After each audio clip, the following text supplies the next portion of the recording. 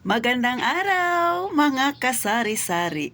Ikaw ba ay may tindahan na kagaya ko? At ngayon tinatamad ka rin kumilos dahil Sabado? Hindi ka nag-iisa, kasari. Si Ate Tintin ay tinatamad din, ha? Kita nyo, di ba? Maganda ang likod, maganda ang background ni Ate Tintin. Pero tingnan nyo naman ang itsura. Nagkalat pa ang aking mga pinamili. Ayan, hindi pa ako nakapag-display o wala pang laman yung wala pang laman. Dagdag sa kabilang side. Ayan, nakita nyo, di ba? Ang gulo-gulo pa. Ayan, mga nakasabit pa yung mga chichirya ko. Alam niyo mga kasari, tawang-tawa si Titintin, di ba? Nagpapakatotoo ako. Yan talaga yung itsura ng tindahan ko kapag hindi pa ako nag-aayos, kapag maaga pa. Maaga pa naman talaga. Time check tayo, mag-8 pa lang. Tinatamad talaga ako kumilos ngayon mga kasari. Hindi ko ba alam? Minsan ganun ako, sinasakluban ako ng katamaran. Pero dahil nagnenegosyo ka, di ba? Kailangan mong kumita ng pera kasi marami kang bayarin. Maaga pa rin akong gumising. Pero kahit maaga akong gumising, naliligo ako, parang tamad na tamad ako magbangon, di ba? Tapos naliligo ka, parang tamad na tamad kang magsabon. So, ganun mga kasari. Pero syempre, kailangan pa rin gawin ang dapat. Isa sa mga tips na ibibigay ko sa inyo kapag inaabot kayo ng ganun, katamaran, kasi si Titintin ngayon ay sinasakluban din ng katamaran. Una, ginagawa ko hinahayaan ko muna yung tindahan ko na kaganyan, na kahit makalat yan. Pero nakabukas lang siya kasi syempre may bibili pa rin yan kasi alam nilang may tindahan dyan. Bukas lang siya. Tapos inuuna kong mag-breakfast. Kaya nga kita niyo, di ba, pawis-pawis ako kasi katatapos ko lang mag-breakfast. Nagkape ako. Hinayaan ko siyang magulo dyan. Nagkape ako pero may bumili na. Tapos pag may bibili, panay paliwanag sa Titintin, pasensya na, magulo pa ang tindahan ko kasi tinatamad pa akong kumilos.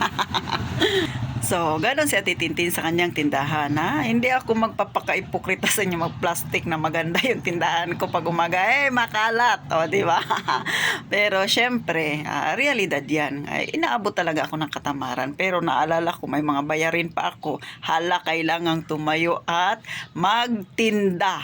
Ngayon, nakakain na ako, nalamanan na yung utak ni Ate Tintin. Mag-uumpisa na akong magligpit ng kalat. Ayan, kitang-kita nyo yan. Mga pinamili ko. Maaga kasi talaga ako namimili mga kasari. Kasi nga dito sa amin ay may 6:00 na grocery store na bukas na.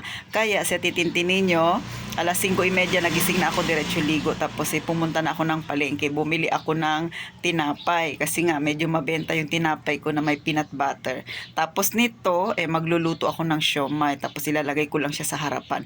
Habang nag-aayos ako ng aking tindahan. So, walang mag-motivate sa akin kasi ako lang mag-isa. Kailangan i-motivate ko yung sarili ko, kasari. Kasi nga tinatamad ako talaga. Sa totoo lang, medyo tahimik pa, wala pang masyadong mga bata kasi Sabado ngayon. So ganyan ang itsura ni Ate Tintin kapag sinasakluban ng katamaran. Pero syempre hindi pwedeng ganon, Kailangan yung katamaran minsan nasa isip mo lang, pero yung katawan mo, sa totoo lang ako mga kasari, ganyan din ako, Tamad talaga ako, yung katamaran talaga yung nasa isip ko, yung katawan ko parang tamad na tamad kumilos. Pero yung katawan ko lang, yung isip ko, yung kabilang side nagsasabi na, mamaya magpahinga ka muna, pero yung kabilang side, may bayarin ka, gumising ka Ate Tintin, mag-display ka na. Kayo ba, Ganyan din ba kayo? Si Ate Tintin, pinapakita niya lang sa inyo ang realidad ng buhay na ganun talaga. Hindi sa lahat ng pagkakataon, minsan namomotivate ka na ayusin ang iyong tindahan. May time talaga.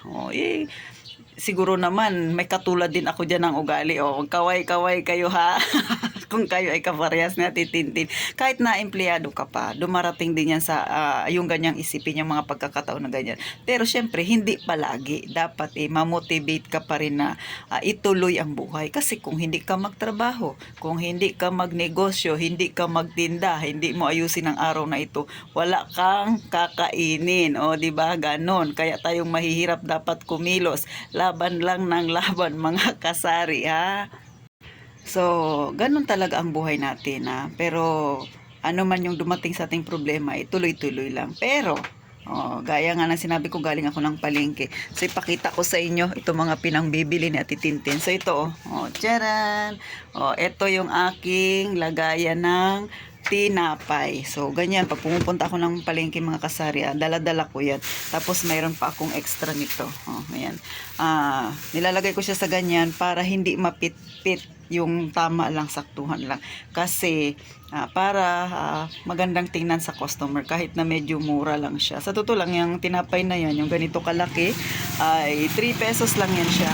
Isa. Ganyan mga kasari. Tapos, pag may palaman ay 6 pesos siya. Ganon. So, yan yung mabenta kay Ate Tintin. Yan yung bagong sideline niya na nilalagay niya sa tindahan maliban sa siomai.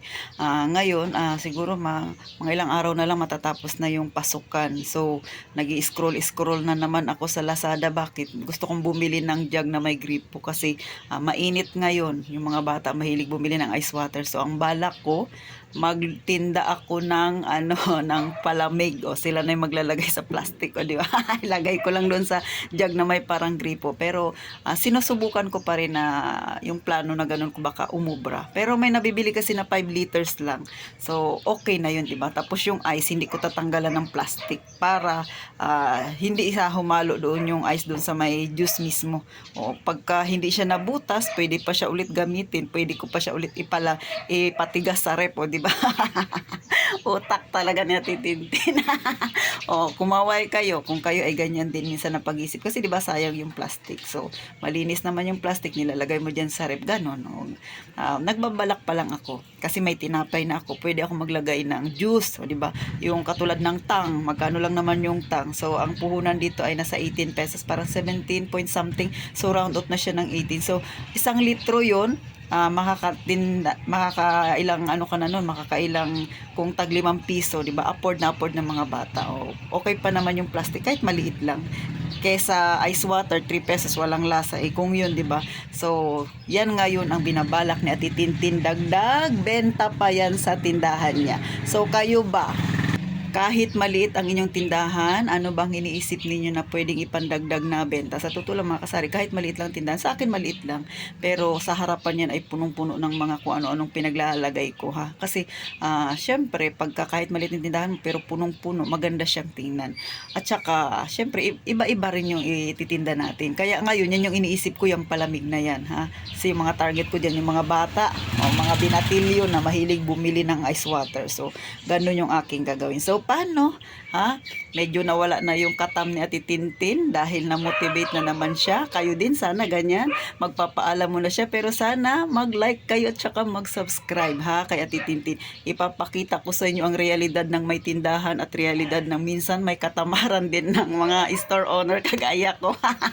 Pero syempre hindi ko nila lahat mga kasari. Pinapakita ko lang yung ugali minsan ng masa, 'di ba?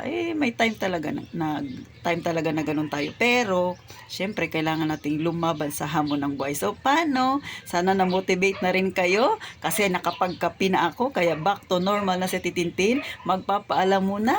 Lagi na sinasabi ko na mag-iingat kayong palagi mga kasari.